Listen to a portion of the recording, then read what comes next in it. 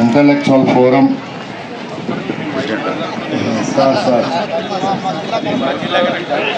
జర్నలిస్టులకు సంఘీభావం తెలపడానికి వచ్చినందుకు చిరంజీవి సార్ గారికి కృతజ్ఞతలు తెలియజేస్తున్నాం.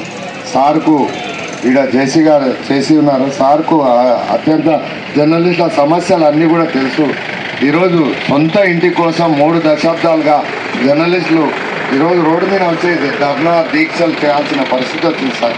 కాంగ్రెస్ ప్రభుత్వం వస్తే ప్రజాపాలన అంటే ఇచ్చిన ఇండ్లకు కూడా, గత ప్రభుత్వం ఇచ్చిన ఇండ్లకు కూడా నోటీసులు ఇచ్చి తాళం చేతులు ఇవ్వకుండా వేధించే పరిస్థితులు ఉన్నాయి సార్. ప్రధానంగా మేము మూడు డిమాండ్లు పెట్టినాం. గత ప్రభుత్వం 150 మందికి ఇండ్లు ఇచ్చింది. ఈ ప్రభుత్వం ఏమో 48 మంది ఇండ్లకు నోటీసులు ఇచ్చింది. ఇండ్లు మీకు బిలో పావర్టీకి రావు అని. అది మేము జర్నలిస్టుగా మీకు హ్యుమానిటీ గ్రౌండ్లో మీ వార్తలు రాస్తూ వారధిగా పనిచేస్తున్నాం. అది గుర్తించి హ్యుమానిటీ గ్రౌండ్గా ఉండాలి. గతంలో 13 ఏళ్ల కింద ఇచ్చిన పట్టాలు ఇప్పుడు బిలో పావర్టీ కింద రావంటే ఎట్లా? అప్పుడు బిలో పావర్టీ కింద ఉంటారు. ప్రతి జర్నలిస్ట్కి ఒక బైక్ ఉంటుంది. వార్తల కవరేజ్ కొరకు చిన్న బైకు ఎవరైనా బైక్ మెయింటైన్ చేస్తారో అది కూడా బిలో పావర్టీ కింద రాదా అంటే అది విడూరం. ఇంకా 85 మంది ఉన్నారు. 3 సమస్యలు ఉన్నాయి సార్. 85 మంది రాని వాళ్ళు ఉన్నారు జర్నలిస్టులు.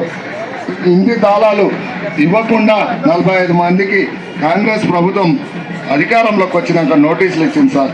ఈ ప్రధాన డిమాండ్ల మీద రిలే దీక్షలు ఈరోజు రోడ్డు మీద వచ్చి దీక్షలు చేపట్ట పరిస్థితిని ఏర్పడించండి సార్. 2 నిమిషాలు మాత్రం.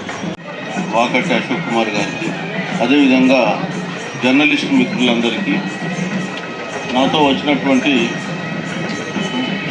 చిన్న శ్రీకాంత్ గారికి, టీవీ గౌడ్ గారికి, ఇక్కడ ఉన్నటువంటి మిగతా సోదరులందరికీ నమస్కారం. ముఖ్యంగా జర్నలిస్టు సోదరులు రోడ్డు మీదకి రావడం అనేది చాలా బాధాకరమైనటువంటి విషయం. ప్రభుత్వాలు అధికారంలోకి రాకన్నా మొదలు అనేకమైన ప్రావిజన్లు చేస్తాయి. రాగానే అవన్నీ మర్చిపోతాయి. జర్నలిస్టులు అనేవాళ్ళు చాలా వరకు కూడా బడుగు బలైన వర్గాల కుటుంబాల నుంచి వచ్చేటువంటి వాళ్ళే ఉంటారు. వాళ్ళేం పెద్ద వ్యాపారవేత్తలు లేదా ఆఫీసర్స్ పిల్లలు ఇక్కడ వచ్చి జర్నలిస్ట్ వృత్తి చేయరు.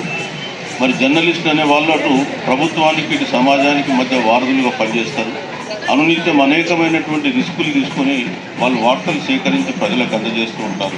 మరి అట్లాంటి వాళ్లకు ఇండ్ల స్థలాలు కానీ ఇండ్లు కానీ ప్రొవైడ్ చేయడం ప్రతి ప్రభుత్వం యొక్క కనీస బాధ్యత. మరి ఆ బాధ్యతను మర్చిపోయి ప్రభుత్వాలు ఈరోజు ఇచ్చిన ఇళ్ళకు కూడా నోటీసులు ఇవ్వడం అనేది చాలా శోచనీయమైనటువంటి విషయం. ప్రభుత్వాలు ఈ విషయంలో ఇప్పటికైనా కన్ను తెచ్చి ఖచ్చితంగా జర్నలిస్ట్ సోదరులందరికీ కూడా, సోదరులు కానీ సోదరిమణులు కానీ వీళ్ళందరికీ కూడా ఇళ్ల స్థలాలు, ఇండ్లు ఇవ్వాలని చెప్పి కోరుతున్నాం.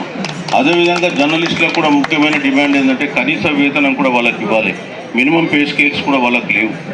సో మరి ఇట్లాంటి అనేకమైన అడ్వర్స్ పరిస్థితుల్లో వాళ్ళు పనిచేస్తున్నారు. ఈ మినిమం పే స్కేల్స్ మీద కూడా రాష్ట్ర ప్రభుత్వం పనిచేసి మరి వాళ్ళకు అవి ఇచ్చేలాగా కృషి చేయాలని చెప్పి కోరుతున్నా. మరి జర్నలిస్టుల యొక్క కోరికలు న్యాయమైన కోరికలు ఇవి. ప్రభుత్వం పరిశీలించి వాళ్ళకి న్యాయం చేయాల్సిందిగా ఈ సందర్భంగా కోరుతున్నాను.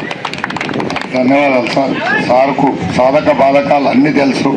బడుగు బలహీన వర్గాల నుంచే వస్తారు.